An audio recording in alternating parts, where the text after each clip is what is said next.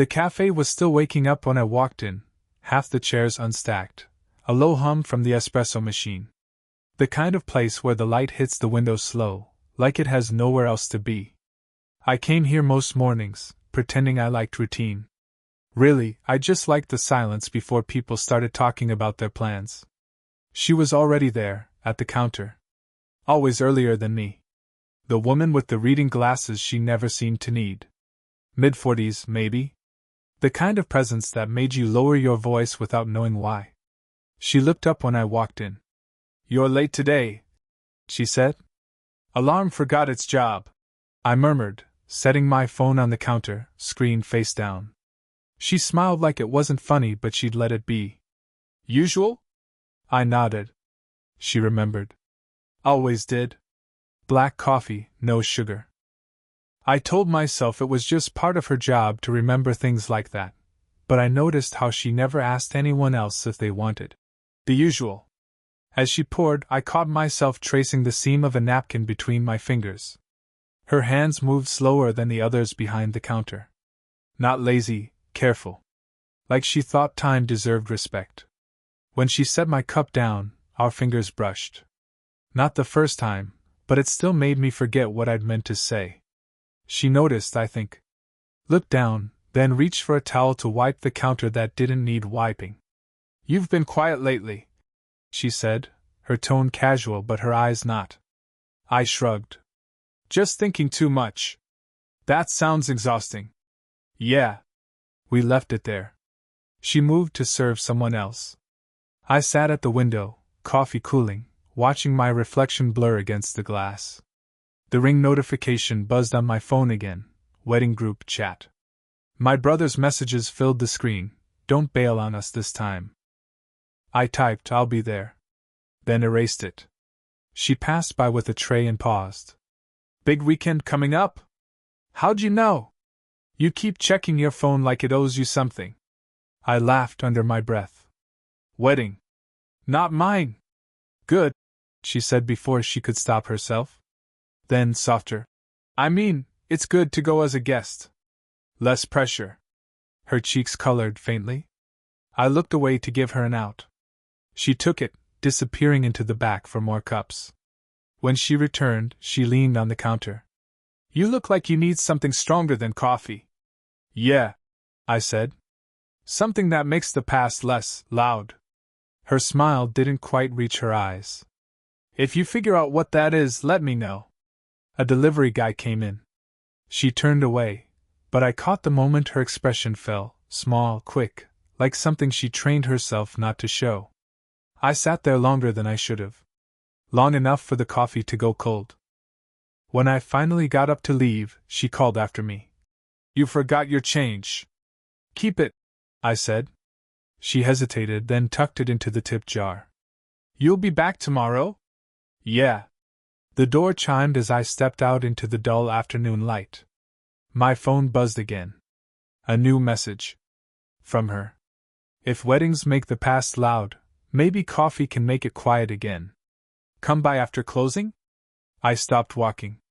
The street went still, even the wind. I looked back through the cafe window, but she wasn't there anymore, just my reflection, holding the phone like it meant something it shouldn't. She kept her word. The cafe lights were dim when I came back that night, the kind of half-dark that made everything slower, quieter. She was wiping down tables, hair pulled back, sleeves rolled up.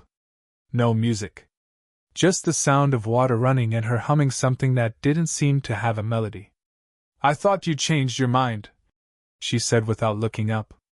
"I almost did." She smiled faintly.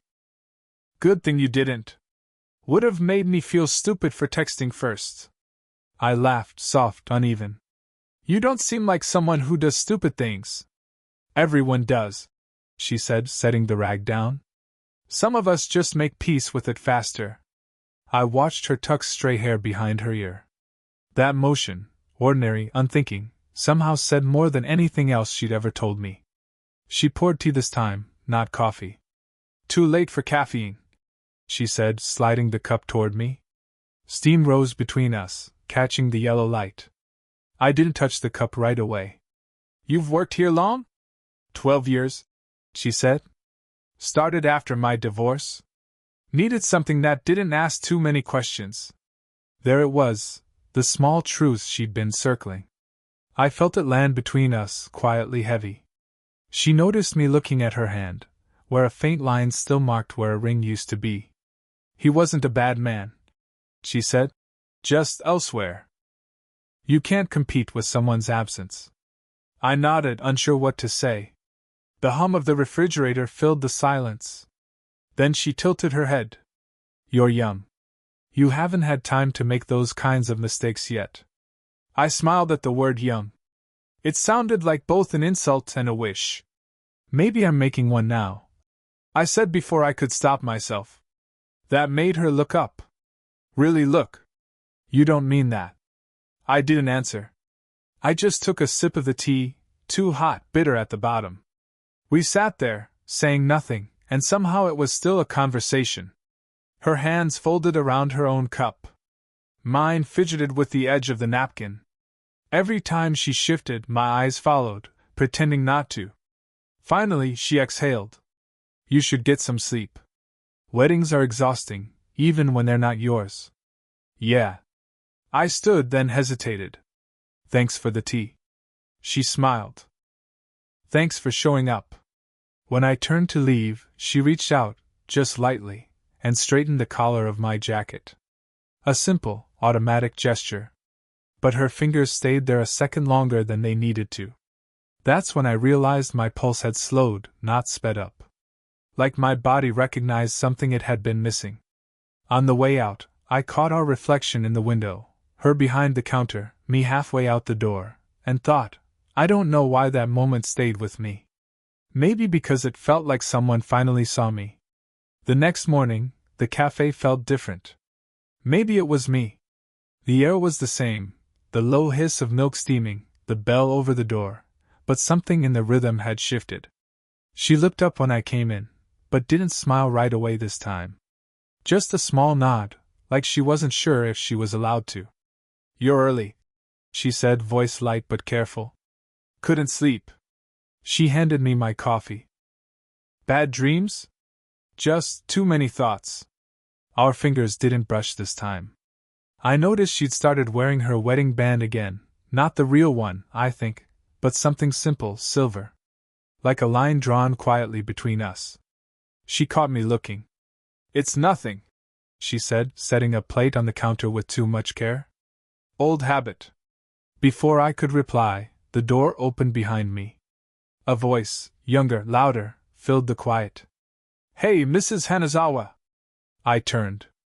It was my cousin, the one getting married this weekend. He smiled at her like he'd known her forever. Didn't expect to see you here. You know the groom? Her expression froze just slightly, polite, unreadable. I know someone, she said, then glanced at me. Didn't realize he was family. My cousin laughed. Small world, huh? He used to talk about this place all the time in college. Said they made the only coffee worth the walk. I could feel her looking at me, trying to gauge if I'd said more than I should have. My cousin's phone buzzed. He waved and left, door swinging shut behind him. The silence that followed wasn't peaceful this time. It felt like a door half closed, waiting for the final click. So, she said quietly, you never mentioned that. I didn't think it mattered. Maybe it doesn't. She turned to wipe the counter, but her hand stayed in one place too long, smudging the same spot. You're angry. No, she said quickly. Just, I don't know what this is. Or what it's supposed to be. I opened my mouth, then shut it. Words felt too loud in the space between us. She sighed. You're 20-something. You've got people your age who laugh too easily and make real plans. You don't need this. I wanted to say something, that I hadn't felt seen in months, that she made the silence bearable, but it came out as, maybe I don't want easy. Her eyes met mine then. For a second, it felt like the whole room leaned forward with us. The hum of the machine, the scrape of her bracelet against the counter, everything stilled. She took a small step closer. So did I. But just before the distance closed, she reached up, pretending to adjust the same collar she'd fixed before. Her hand trembled this time. Then she whispered, almost to herself, "Don't make me forget how careful I've learned to be." The space between us folded in on itself, unspoken, heavy, almost something, and I didn't know whether to step forward or apologize. It rained the night before the wedding. Not the kind of storm that breaks things, just enough to make the air smell like metal and quiet. I waited outside the cafe until the last customer left. She stepped out a few minutes later, umbrella in hand, surprised to see me. "You'll catch a cold," she said. "Maybe I already have one." She gave that small half-smile again, the one that hid more than it showed. "You're supposed to be getting ready for a big day tomorrow. I just needed to walk." So we did, down the empty street, past closed shops and glowing windows. She held the umbrella between us, tilting it more toward me. "I saw your cousin again," she said. "He invited me to the wedding. Said they were short on catering staff." My chest tightened. "You said yes?" I said I'd think about it. The rain tapped against the umbrella like a second heartbeat. I wanted to ask her not to go, or to say yes so I'd have an excuse to see her there. Both thoughts felt wrong. "Would it bother you?" she asked softly. "Yeah," I said before I could lie. "It would." We stopped under a streetlight. Her face was pale in the glow, beautiful in the kind of way that makes you nervous to look too long. "You shouldn't say things like that," she murmured. "Why not?" "Because it sounds like you mean them." I laughed, small, cracked. "Maybe I do." She turned her head away, watching a car pass through the puddles. Her reflection wavered in the window beside us, like she was already half gone. "Do you ever think about it?" I asked. "About what?" "This. Us. Whatever this is." She didn't answer right away. The sound of rain filled the pause. Finally she said, "Every morning. Right before you come in. I tell myself it's just coffee. Just another day. And then you walk in." Something in her voice broke there, not loudly, just enough for me to hear the truth behind it. I stepped closer, close enough to smell her perfume, faint and clean. Her hand tightened around the umbrella handle. "Don't," she said. Not sharp. Just tired. "Don't make it harder than it already is." I didn't move away. Couldn't. "I'm not trying to make it harder," I said. "I just—" She turned to face me then, eyes glossy with rain or something else. "Don't finish that," she whispered. Her free hand hovered near mine, close enough that I could feel its warmth through the cold. Neither of us moved. The umbrella tilted, rain slipping down her shoulder. I swallowed. "What are we doing?" She looked at me for a long moment, then said, almost too quietly to hear, "I was hoping you'd tell me." And the rain kept falling, as if waiting for an answer either of us was ready to give. She wasn't at the cafe the next morning. Her apron still hung on the hook behind the counter, but someone else was making coffee, a girl with bright earrings who didn't know how to tamp the espresso right. The place smelled the same, but it felt hollow, like someone had taken the temperature out of the air. "She's out for a few days," the girl said. "Family thing, I think." I nodded, pretending that made sense. Family thing. She'd never mentioned family. The wedding came and went. I stood beside my cousin as he said vows that sounded too easy. I kept glancing toward the back of the hall, waiting for her to walk in with that quiet, composed smile, the one that always felt like a private joke I hadn't earned yet. She didn't come. After the ceremony, I checked my phone out of habit. No message. No missed calls. Just a blank screen reflecting my own face back at me, someone I didn't recognize as much anymore. 2 days later, I went back to the cafe. She was there this time, but something had shifted. Her hair tied differently, sleeves rolled down, that same silver band still on her finger. "You disappeared," I said before I could stop myself.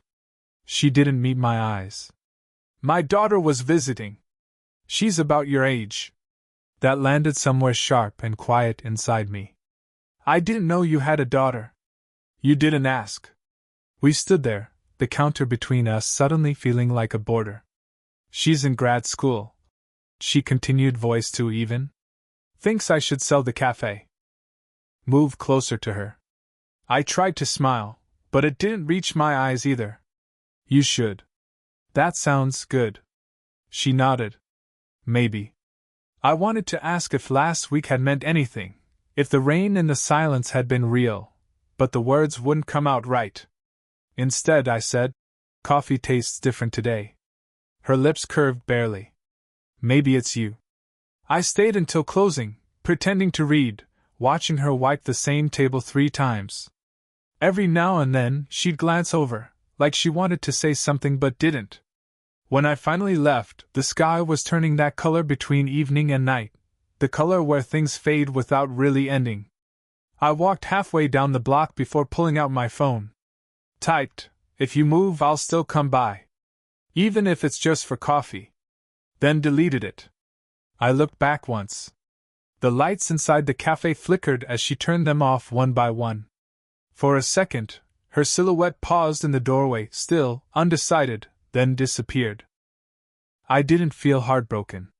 I felt paused. Like life forgot to finish the sentence. A week passed before I saw her again.